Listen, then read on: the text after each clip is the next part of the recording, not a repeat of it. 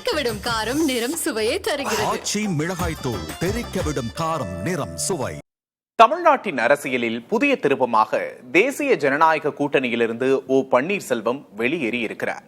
அதிமுகவுடன் கூட்டணி அமைத்த பிறகு பன்னீர்செல்வம் விஷயத்தில் பாஜக பாராமுகமாக இருந்த சூழலில் சமீபத்தில் தமிழகம் வந்த பிரதமர் மோடியை சந்திப்பதற்கு தீவிர முயற்சிகளை மேற்கொண்டார் பன்னீர்செல்வம். அது தோல்வியடைந்த நிலையில் பாஜகவுடனான உறவை அவர் முறித்துக் கொண்டிருக்கிறார். தமிழக அரசியலில் இது ஏற்படுத்த போகும் மாற்றம் என்னவாக இருக்கும்? இன்றைய பெருஞ்செய்தியில் பார்ப்போம்.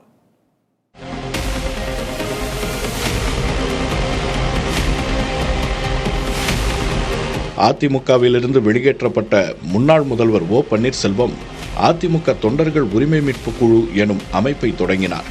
கடந்த நாடாளுமன்ற தேர்தலில் அதிமுக தனித்து போட்டியிட்ட நிலையில் தன்னுடைய அமைப்பின் சார்பில் பாஜகவுடன் கூட்டணி அமைத்து ராமநாதபுரம் தொகுதியில் போட்டியிட்டார் பன்னீர்செல்வம். இரு தரப்புக்குமே தேர்தலில் இது பெரிய பலன்களை தரவில்லை.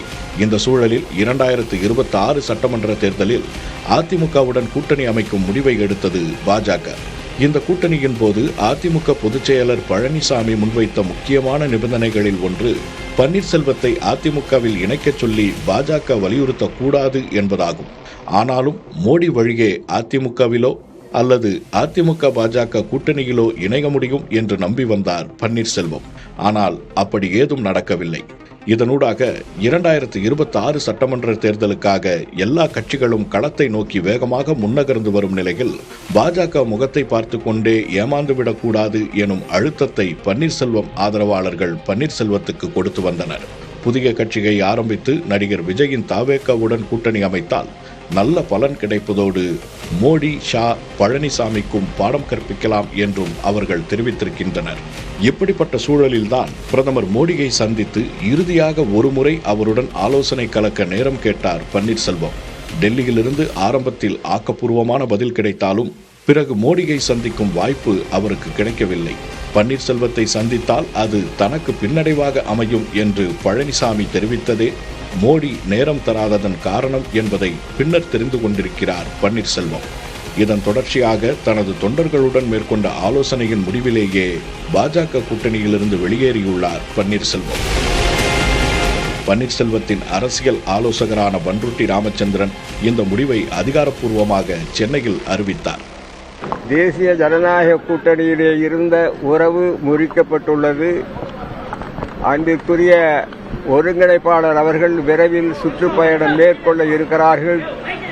எந்த கட்சியுடன் எதிர்காலத்தில் கூட்டணி என்பதை இன்னும் சிறிது காலம் கழித்து அரசியல் நிலவரம் குறித்து ஆராய்ந்து முடிவெடுக்கப்படும்.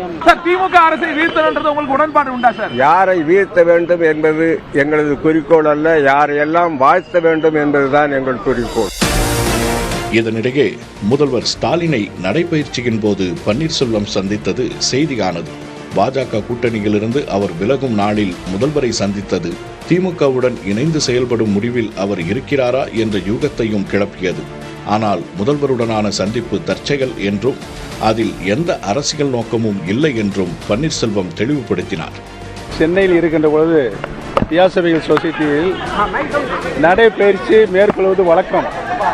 அந்த நடைபயிற்சியின் போது அவரும் நடைபயிற்சியில் இருந்தால் வணக்கம் சொல்லிவிட்டு செல்றோம்.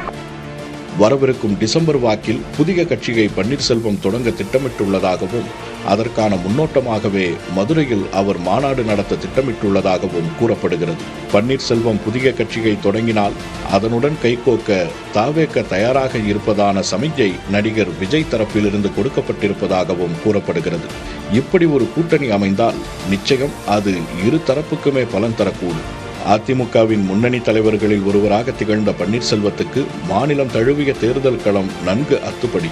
புதிதாக ஆரம்பிக்கப்பட்டிருக்கும் தாவேகாவுக்கு விஜயின் பிரபல்யமும் பெரும் ரசிகர் பட்டாளமும் பெரும் பலம் என்றாலும் தேர்தல் களத்துக்கு அவர்கள் முற்றிலும் புதியவர்கள் என்பது பெரிய பலவீனம்.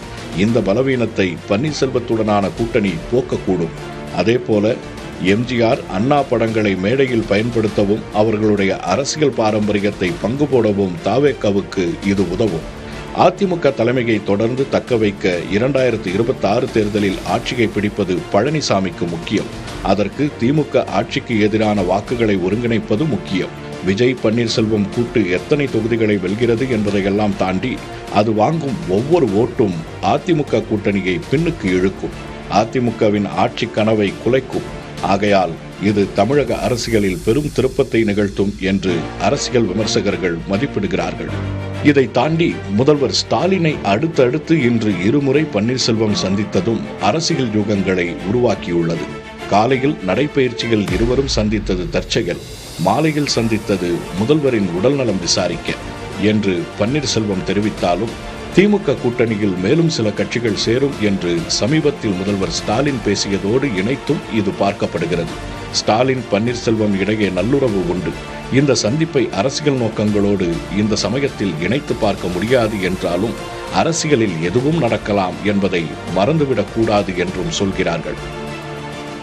அரசியலில் நண்பர்களும் இல்லை, எதிரிகளும் இல்லை என்ற நிலைதான் கடந்த கால வரலாறு. எதிர்காலத்தில் தேர்தல் நெருங்கின்ற பொழுது எதுவும் நடக்கலாம். எப்படியும் 2026 தேர்தலில் பன்னீர்செல்வம் முக்கியமான ஆட்டக்காரராக இருப்பார். அவர் ஆட்டத்தின் போக்கை திருப்புபவராக இருப்பாரா அல்லது ஆட்டத்தின் போக்கை குலைப்பவராக இருப்பாரா என்பதை இப்போது சொல்ல முடியாவிட்டாலும் நிச்சயம் தவிர்க்க முடியாத ஆட்டக்காரராக இருப்பார் என்பது மட்டும் தெரிகிறது.